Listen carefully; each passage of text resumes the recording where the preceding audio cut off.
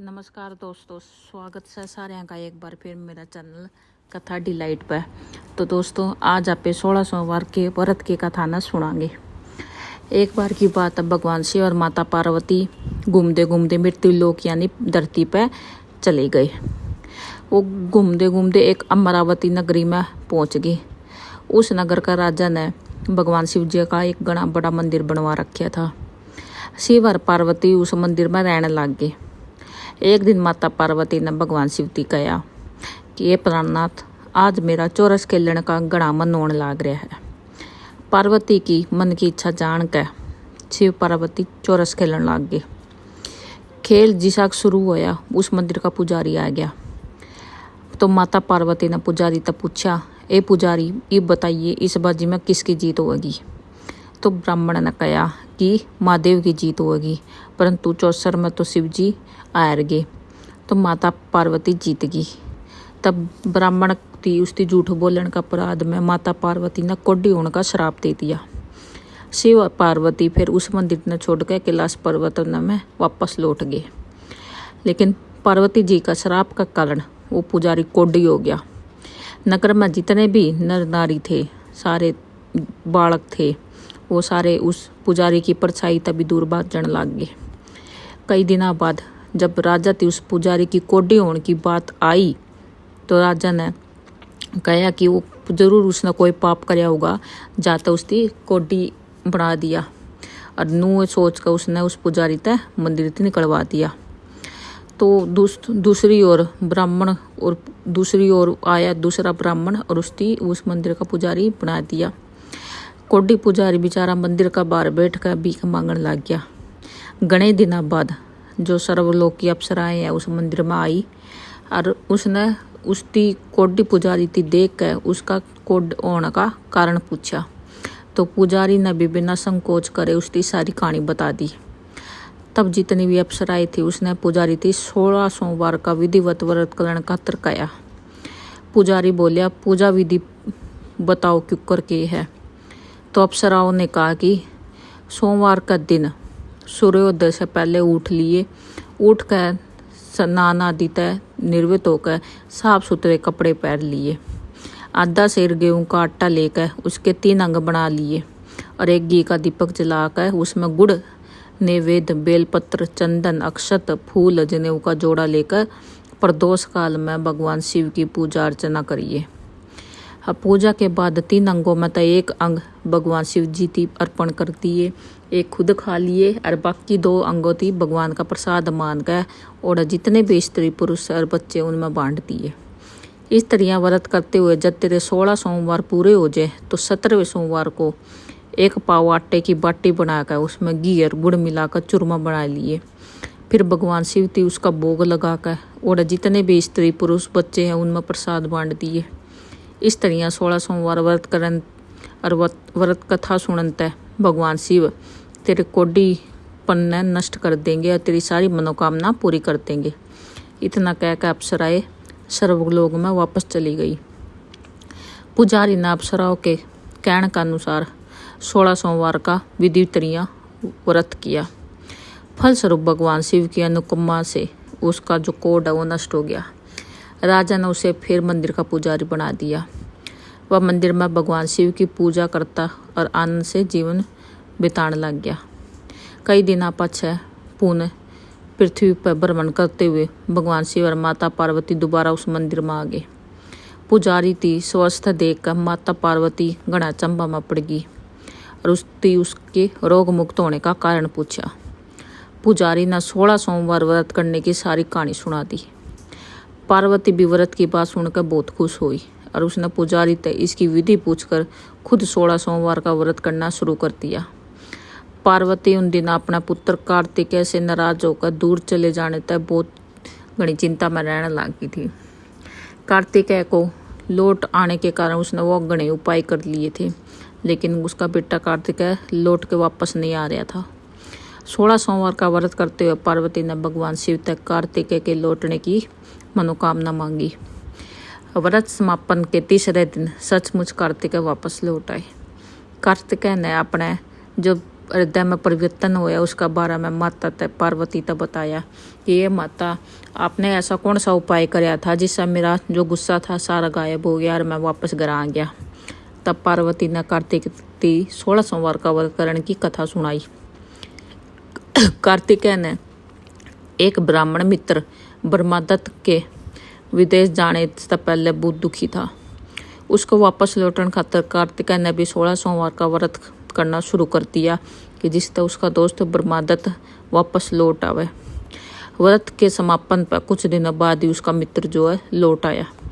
ब्रह्मा ने कार्तिकेय से कहा, प्रिय मित्र, तुमने ऐसा कौन सा उपाय कराया जिसका प्रदेश में मेरे विचार एकदम बदल गए और मैं तेरी याद में वापस लौट आया। कार्तिकेय ने अपने मित्र की भी 16 सोमवार का व्रत की कथा विधि सुनाई। ब्राह्मण मित्र व्रत के बारे में सुनकर बहुत खुश हुआ, उसने भी व्रत कर लिया। 16 सोमवार व्रत खत्म होने के बाद ब्रह्मदत्त विदेश यात्रा पर निकला और वहाँ नगर का जो राजा हर्षवर्धन की बेटी राजकुमारी गुंजन का स्वयंवर हो रहा था। वहाँ का राजा ने प्रतिज्ञा की थी कि एक अथनी यह माला जिसके गले में डालेगी वह अपनी पुत्री का विवाह उसी से करेगा।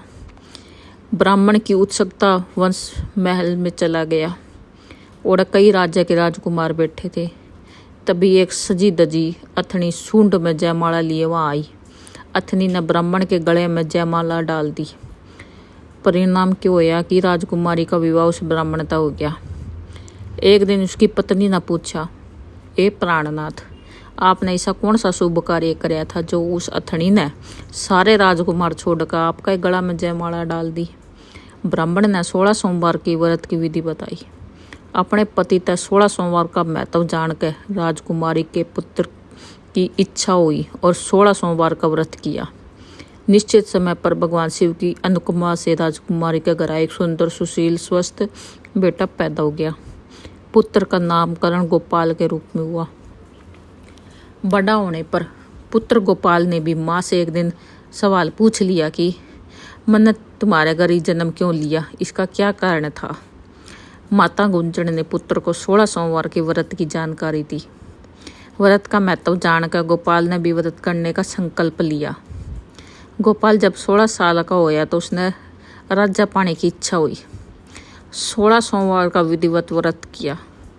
व्रत समापन होने के बाद गोपाल घूमने के लिए समीप के एक नगर में गया और वृद्ध राजा ने गोपाल को पसंद कर लिया और बहुत धूमधाम से अपनी बेटी का विवाह उसका गिले कर दिया।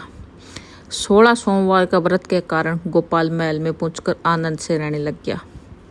2 साल बाद वृद्ध राजा का निर्धन हो गया। गोपाल उस नगर का राजा बन गया। इस तरह 16 सोमवार व्रत करने तो गोपाल का राज्य पाने की इच्छा भी पूरी होगी। राजा बनने के बाद वह विधिवत 16 सोमवार का व्रत करता रहा। व्रत के समापन पर 17वें सोमवार को गोपाल ने अपनी पत्नी मंगला ते कायागी व्रत की सारी सामग्री लेकर पास के शिव मंदिर में पहुंच गया। पति की आज्ञा का उल्लंघन करके उसने सेवकों के हाथ में पूजा की सामग्री मंदिर में भेज दी। वह मंदिर को नहीं गई। जब राजा ने भगवान शिव की पूजा पूरी की तो आकाशवाणी हुई, ए राजा, तेरी रानी ने 16 सोमवार व्रत का अनादर किया है तो रानी को महल से निकाल दे, नहीं तो तेरा सब वैभव नष्ट हो जाएगा। आकाशवाणी सुनकर उसने तुरंत महल में पहुंचकर अपने सैनिकों को आदेश दिया कि रानी को दूर किसी नगर में छोड़ाओ। सैनिकों ने राजा की आज्ञा का पालन करते हुए उसी टाइम उसकी गर्दन निकाल दिया। रानी भूखी प्यासी उस नगर में भटकने लगी। रानी को उस नगर में एक बुढ़िया मिली। वह बुढ़िया सूत काटकर बाजार में बेचने जा रही थी, लेकिन उस बुढ़िया से सूत नहीं उठ रहा था। बुढ़िया ने रानी से कहा, बेटी, यदि तुम मेरा सूत उठाकर बाजार तक पहुंचा दो तो सूत बेचने में मेरी मदद करो तो मैं तुम्हें धन दूंगी। रानी ने बुढ़िया की बात मान ली, लेकिन जिसे ही रानी ने सूत की गठड़ी हाथ में लगाया तभी जोर आंधी चली और गठड़ी खुल जाने तक सारा सूत आंधी में उड़ गया। बुढ़िया ने उसे फटकार कर भगा दिया। रानी चलते चलते नगर में एक तेली के घर पहुंची। उस तेली ने तरस खाकर रानी को घर में रहने के लिए जगह दी, लेकिन तभी भगवान शिव के प्रकोप से तेली के तेल से भरे मटके एक एक करके सारे फूटने लग गए। तेली ने भी उसकी भगा दिया। भूखी प्यासी व्याकुल रानी वहां से आगे की ओर चल पड़ी। रानी ने एक नदी पर जल पीकर अपनी प्यास शांत करनी चाहिए, तो नदी का जल का हाथ लगाते वो सूख गया। तो अपने भाग्य को कोसती हुई रानी आगे चली गई। चलते चलते रानी एक जंगल में पहुंची। उस जंगल में एक तालाब था। उसमें निर्मल यानी साफ सुथरा जल भरा हुआ था। निर्मल जल देखकर रानी की प्यास घनी तेज होगी। जल पीने जिसी को गई तो तालाब की सीढ़ियाँ उतरकर जिसा ही उसने उस पानी का हाथ लगाया, उस जल में घने सारे कीड़े आ गए। रानी दुखी होकर उस गंदे जल को पीकर ही अपनी प्यास शांत कर ली। रानी ने एक पेड़ की छाया में बैठकर कुछ देर बाद आराम करना चाहा तो उस पेड़ के पत्ते पल भर में सूख कर बिखर गए। रानी दूसरे पेड़ के नीचे जाकर बैठी। जिस पेड़ के नीचे बैठती वहाँ पत्ते सूख जाते। वरना सरोवर की यह दशा देखकर वहाँ के गवाले बहुत हैरान हो गए। गवाले रानी को समीप के मंदिर में पुजारी के पास ले गए। रानी के चेहरे को देखकर पुजारी जान गए कि यह अवश्य किसी बड़े घर की है। भाग्य के कारण दर दर भटक रही है। पुजारी ने रानी से कहा कि बेटी, तू कोई चिंता ना करो, मेरे साथ इस मंदिर में रहो, कुछ दिनों बाद सब ठीक हो जाएगा। पुजारी की बात रानी को बहुत सांत्वना मिली। रानी उस मंदिर में रहने लगी। रानी भोजन बनाती, सब्जी जल जाती, आटे में कीड़े पड़ जाते, जड़ से बदबू आने लगती। पुजारी भी रानी के दुर्भाग्य से बहुत घना परेशान हो गया और बोला, ए बेटी, अवश्य तूने कोई अनुचित काम कराया है जिसका कारण देवता तेरे पर नाराज है और उनकी नाराजगी का कारण तुम्हारी ये दशा होगी। पुजारी की बात सुनकर रानी ने अपने पति के आदेश पर मंदिर न जाकर शिव की पूजा न करने की सारी कहानी बता दी। पुजारी ने कहा, अब तू कोई चिंता ना कर, कल सोमवार और कल से तू 16 सोमवार के व्रत करना शुरू कर दे। भगवान शिव अवश्य तेरे दोषों को क्षमा कर देंगे। पुजारी की बात मानकर रानी ने 16 सोमवार के व्रत शुरू कर दिए। रानी सोमवार का व्रत करके शिव की विधिवत पूजा अर्चना करने लगी, व्रत कथा सुनने लगी। जब रानी ने 17 सोमवार का विधिवत व्रत का समापन किया तो उधर उसके पति राजा के मन में रानी की याद आ गई। राजा ने तुरंत अपने सैनिकों को रानी को ढूंढ कर लाने के लिए भेज दिया। रानी को ढूंढते हुए सैनिक मंदिर में पहुंच गए और रानी से लौटकर चले आने के लिए कहा। पुजारी ने सैनिकों से मना कर दिया और सैनिक निराश होकर लौट गए। उन्होंने लौटकर राजा तक सारी बात बता दी। राजा खुद उस मंदिर में पुजारी के पास पहुंचे और रानी को महल से निकाल देने के कारण पुजारी जी से क्षमा भी मांगी। पुजारी ने राजा से कहा, यह सब भगवान शिव के प्रकोप के कारण हुआ है। इतना कहकर रानी को विदा किया। राजा के साथ रानी महल में पहुंची। महल में बहुत खुशियां मनाई गई। पूरे नगर को सजाया गया।